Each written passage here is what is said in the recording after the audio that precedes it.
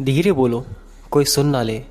ये बात हम सबके कानों में पड़ी होगी और हमारे मुंह से भी निकली होगी, लेकिन सोचने की बात यह है कि यह वाक्य कब कब हमारे मुंह से निकलता है और कब कब हमारे कानों में पड़ता है, क्योंकि ऐसे कम ही गुप्त राज होते हैं जो हम एक दूसरे के कानों में पड़ने नहीं देना चाहते। अक्सर परिवार में अशांति का कारण हम स्वयं ही होते हैं। हम इस बात को देख पाएं भले ना देख पाएं, पर ये अटल सत्य है, क्योंकि जाने अनजाने मूर्खतावश खुद ही अपनी बातें दूसरों को बता देते हैं जो हमें कभी नहीं बतानी चाहिए।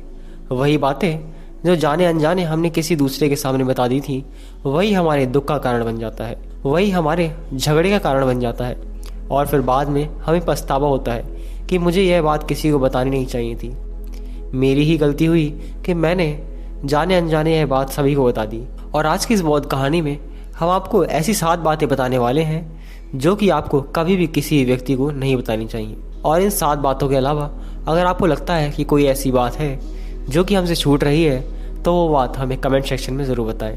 इससे पहले कि आप इस बौद्ध कहानी में खो जाएं, इस चैनल को सब्सक्राइब ज़रूर कर लें। तो चलिए चलते हैं कहानी की ओर।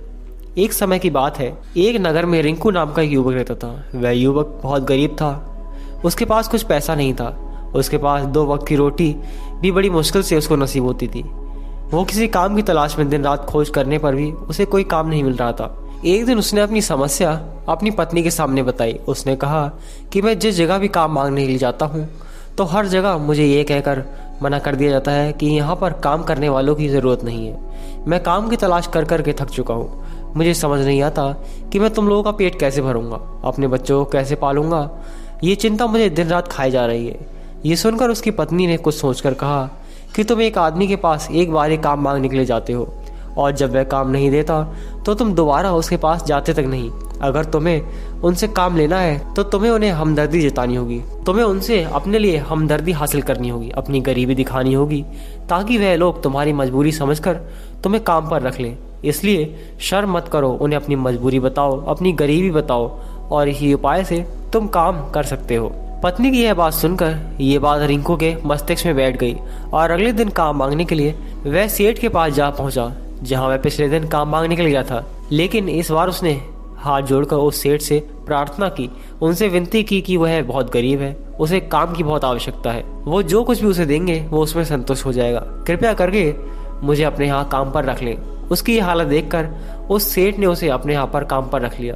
वो रोज वहाँ पर काम पर जाने लगा। अंदर ही अंदर वह खुश तो था कि उसे काम तो मिला है, लेकिन उसे वेतन दूसरे लोगों से कम मिलता था।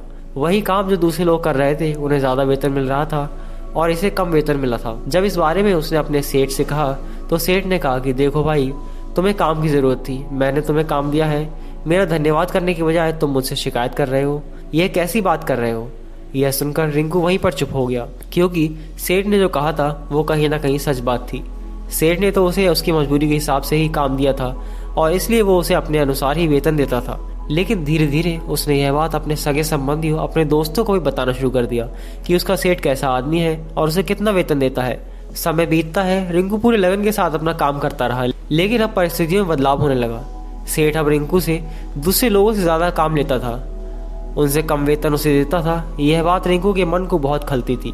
वह दूसरों से ज्यादा मेहनत कर रहा था और उनसे कम वेतन पा रहा था। इससे उसके आत्मसम्मान को बहुत गहरी चोट पहुंची। अब धीरे धीरे उसका मन अपने काम से हटने लगा था। उसका मन काम में लगता ही नहीं था। जाहिर सी बात थी कि ऐसी जगह किसका मन लगेगा जहां आदमी को अपने आत्मसम्मान के साथ समझौता करना पड़े। इसलिए जल्द ही उसने अपना काम छोड़ दिया और वो घर पर आकर खाली बैठ गया। अब उसके पास घर का खर्च चलाने के लिए पैसे नहीं बचे थे, इसलिए उसने अपने सगे संबंधियों और अपने दोस्तों से सहायता मांगनी शुरू कर दी। लेकिन उसके दोस्त उसके सामने तो उसे दया का पात्र समझते थे, उसे दिलासा देते थे, लेकिन पीठ पीछे उसकी मजाक उड़ाया करते थे। वो कहते थे कि कितना बेवकूफ़ है, सेठ ने इतना काम लिया और बेचारे को पैसे भी नहीं दिए। अरे हम इसको पैसे दे तो दें, लेकिन ये कल हमारा भी पैसा वापस कर पाएगा, इसकी ऐसी हालत तो नहीं है, काम तो इसके पास कुछ है नहीं, पैसा कहाँ से ला कर देगा। इसी वजह से रिंकू की हालत दिन ब दिन खराब होती जा रही थी। अब वो दिन रात तनाव में रहने लगा। वहीं दोस्त, सगे संबंधी जो उसके अपने होने का दिखावा करते थे, वह उसे दया का पात्र समझ रहे थे। उन्हें उसके ऊपर तरस आ रहा था। सब लोग आकर उसे ज्ञान तो बहुत देते थे, लेकिन कोई सहायता नहीं करता था। और अक्सर ऐसा ही होता है, ज्ञान देने वाले तो बहुत मिल जाते हैं, लेकिन मदद करने वाले उंगली पकड़कर, हाथ पकड़कर आगे चलाने वाले कितने लोग मिलते हैं? ऐसा कोई नहीं होता। एक दिन उसे पता चला कि पड़ोस के गांव में एक बौद्ध भिक्षु आए हुए हैं जो बहुत ही ज्ञानी है। रिंकू इतना तनाव में था कि उसे कोई रास्ता नजर ही नहीं आ रहा था, इसलिए जाने अनजाने बौद्ध भिक्षु के पास वो पहुंच जाता है। वहां पहुंचकर वह सीधे उनके पैरों में गिरकर रोने लग जाता है। वो रोते रोते उन्हें अपनी सारी परिस्थिति बताता है। उसे बताता है कि किस तरह से उसके सेठ ने उसका फायदा उठाया, उसके सगे संबंधी उसके साथ कैसा व्यवहार रखते हैं। सारी बातें सुनकर बौद्ध भिक्षु ने उसे चुप करते हुए कहा कि भंते, यह सारी समस्याएं तुम्हारी बुद्धिहीनता, तुम्हारी मूर्खता के कारण ही उत्पन्न हुई है। अगर तुम्हारे अंदर विवेक होता तो इनमें से एक भी समस्या तुम्हारे सामने नहीं आती, लेकिन तुमने अपने अव्यय के कारण, अपनी मूर्खता के कारण खुद ही अपने रास्ते में कांटे बिछा दिए। आज मैं तुम्हें 7 बातें बता रहा हूँ जो भूल कर भी किसी को मत बताना, और इन बातों का अनुसरण करते हुए तुम बाहर से मिलने वाले दुखों को तो दूर कर ही सकते हो जो बेवजह ही दुनिया की वजह से तुम्हें अंदर से पकाते हैं। पहली बात जो किसी को नहीं बतानी चाहिए, अपनी मजबूरी का दिखावा करके दूसरों का दया पात्र बनकर उनकी सहायता लेने की गलती कभी मत करना। हो सकता है कि आज वह तुम्हारी मजबूरी देखकर तुम्हारी सहायता कर दे, लेकिन कल वो तुम्हारा फायदा उठाने से भी नहीं चूकेगा। अगर फायदा ही नहीं उठाया तो दूसरों के सामने तुम्हारा मजाक बनाने में वो आदमी कभी नहीं चूकेगा। इसलिए कभी भी अपनी मजबूरी का दिखावा मत करो। अगर घर में 2 सूखी रोटी हैं तो वही खाकर सो जाओ, लेकिन दूसरों को इसके बारे में भनक तक नहीं लगनी चाहिए। जरा आप खुद सोचो, मजबूरी बताने का क्या प्रयोजन होता है एक इंसान का? या वो दूसरों से सहानुभूति हासिल करना चाहता है, या उनसे कोई आर्थिक मदद चाहता है? लेकिन अगर दोनों ही परिस्थितियां देखें तो दूसरा आदमी आपका फायदा उठाने से नहीं चूकेगा। अगर वो फायदा नहीं भी उठाएगा तो अपनी नज़रों में तो वो आपको मूर्ख समझेगा ही, बेवकूफ़ समझेगा, और दूसरों के सामने भी आपका मजाक बनाएगा। इसलिए अपनी मजबूरी के बारे में कभी किसी को मत बताना। दूसरी बात जो कभी किसी को नहीं बतानी चाहिए वह है अपनी अतीत की गलतियाँ और भविष्य की रणनीतियाँ। ज़रा सोचो कि अगर हम अपने अतीत की गलतियाँ किसी दूसरे को बताते हैं तो उसका क्या प्रभाव होता है। वह गलतियाँ ठीक तो नहीं की जा सकती, जाहिर है कि उन्हें बताने का क्या प्रयोजन रह जाता है। आप अपने अंधेरे पक्ष को खुद दुनिया के सामने बता रहे हो, खुद अपनी गलतियां दूसरों के सामने चित्रित कर रहे हो। इससे उस आदमी की नज़र में आपका एक चरित्र घटित हो जाता है और वो भविष्य में आपको उसी नज़रिए से देखेगा। इसलिए किसी भी आदमी के नज़र में अपना चरित्र गठित मत होने दो, और ज़रा सोचो कि आप व्यर्थ में अपने भविष्य की रणनीतियां दूसरों के सामने बता रहे हो। जो लोग आपके काम का हिस्सा ही नहीं है, उनके सामने अपनी भविष्य की रणनीतियां, अपनी डींगे हाँकने का क्या फायदा? वो लोग आपकी सहायता तो नहीं करेंगे, लेकिन आपके भविष्य की रणनीतियों में बाधा जरूर बन सकते हैं। आप खुद अपनी विवेक का इस्तेमाल करिए और सोचिए कि आपके साथ ही ऐसा क्यों हुआ कि आपने अपनी भविष्य की रणनीति किसी को बताई और वो कामयाब ही ना हुई। आपके साथ भी ऐसा हुआ होगा कि आपने अपनी भविष्य की रणनीति किसी को बताई होगी और वो कामयाब ही नहीं हुई होगी। ऐसा आपके साथ जरूर हुआ होगा। गौर से सोचिए। तीसरी बात किसी को नहीं बतानी चाहिए, वो है अपने घर की बातें। जो भी हमारे घर के अंदर आपस में बातचीत होती है, हमारे माँ बाप के साथ, हमारी पत्नी के साथ, हमारे बच्चों के साथ, वह बातें परिवार तक ही सीमित रहनी चाहिए। अगर आप इन बातों को दूसरों के सामने ढिंढोरा पीटते हो तो दूसरों को आपके घर में घुसने का एक मौका मिल जाता है। वो इसका फायदा उठाने से कभी नहीं चूकेगा। वो आपके परिवार के सदस्यों को आपसे दूर लेकर जाने की कोशिश करेंगे।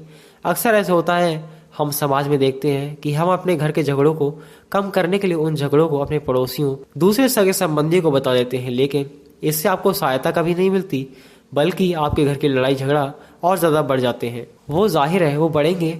अगर आप अपने माँ बाप की बात दूसरों को बताएंगे तो आपके माँ बाप को बुरा लगेगा कि हमारा बेटा हमसे बताए बगैर दूसरों को यह बातें बता रहा है। इसलिए अपने घर की बातें और अपने घर की लड़ाई झगड़ा किसी के सामने मत बताना। अगली बात जो मैं आपको बताने जा रहा हूँ किसी को नहीं बतानी चाहिए। वो सुनने पर बहुत अजीब लग सकती है, लेकिन उसका सत्य भी मैं आपको एक तर्क के माध्यम से दूंगा। मैं कहता हूँ कि आप अपनी आमदनी किसी को मत बताना।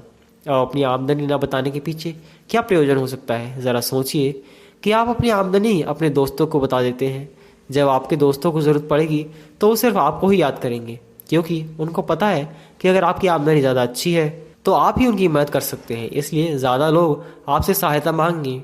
जब आप उनकी सहायता नहीं करेंगे तो वो सोचेंगे कि इस आदमी के पास पैसे हैं, मेरी सहायता कर सकता है, लेकिन यह सहायता कर नहीं रहा है। इसलिए आप अपनी आमदनी लोगों से छुपा कर रखें। अपने दोस्तों के बीच एक झगड़े का कारण ना बनाएं। क्योंकि आपकी आमदनी आपके दोस्तों के बीच एक झगड़े का कारण बन सकती है। कम आमदनी होगी तो लोग मजाक उड़ाएंगे और ज़्यादा होगी तो लोग सहायता मांगेंगे, तो आपकी आमदनी बताने का कोई प्रयोजन ही नहीं है। अगली बात जो मैं आपको बताने वाला हूँ उसे अपनी गांठ मान लेना। किसी को यह बात मत बताना अपनी कमजोरी और अपनी ताकत। अक्सर इंसान को पता नहीं होता कि उसकी कमजोरी या उसकी ताकत क्या है, लेकिन अगर आपको अपनी कमजोरी और अपनी ताकत का पता है तो पहली बात जो आप बहुत ही बुद्धिमान आदमी हैं, और दूसरी बात कि आप यह बातें किसी से साझा ना करें, क्योंकि अगर आपकी कमजोरी दूसरों को पता चल गई तो वे आपकी कमजोरी का फायदा उठाएंगे, और अगर आपकी ताकत पता चल गई तो वही ताकत आपकी कमजोरी बन जाएगी, क्योंकि वो ताकत दूसरे आदमी को पता है तो वो ताकत की काट ही ढूंढ लेगा। अपनी कमजोरी और अपनी ताकत अपनी पत्नी या अपने पति को भी नहीं बतानी चाहिए, क्योंकि इसके बाद आपको घर में हमेशा दब के रहना पड़ेगा। अगली बात जो किसी को नहीं बतानी चाहिए वो है अपने मित्र और अपने शत्रु।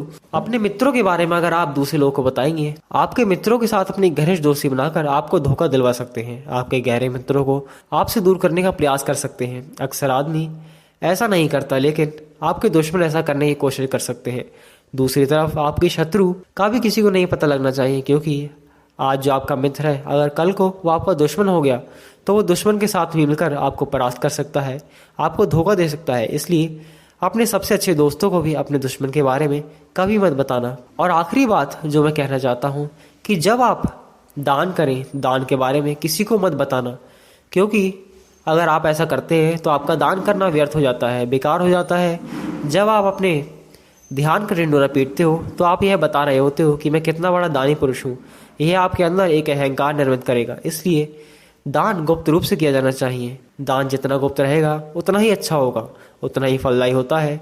जब आपका बायां हाथ दान कर रहा हो तो दाएं हाथ को भी पता न चले कि बायां हाथ दान कर रहा है। ये 7 बातें जो बौद्ध भिक्षु ने रिंकू को बताई, इनमें संसार के सभी सिद्धांत छुपे हुए हैं। इन बातों का अनुसरण करते हुए आप अपने घर में सुख शांति बना सकते हैं और घर के झगड़ा हमेशा के लिए दूर कर सकते हैं। आप इन बातों के बारे में अपने विवेक से भी सोचेंगे तो आपको यह बातें सच मालूम पड़ेंगी। और हमारी कहानी सुनाने का यही मकसद है कि आपका विवेक जागृत हो, आप खुद उन बातों के बारे में सोचें जो हम आपको बताना चाह रहे हैं। तो दोस्तों, कैसी लगी आपको ये कहानी कमेंट सेक्शन में जरूर बताएं। वीडियो अच्छी लगी हो तो वीडियो को लाइक करें, शेयर करें, कमेंट करें और चैनल को सब्सक्राइब करें। तो चलिए मिलते हैं अगली कहानी में, तब तक के लिए नमो बुद्धाय।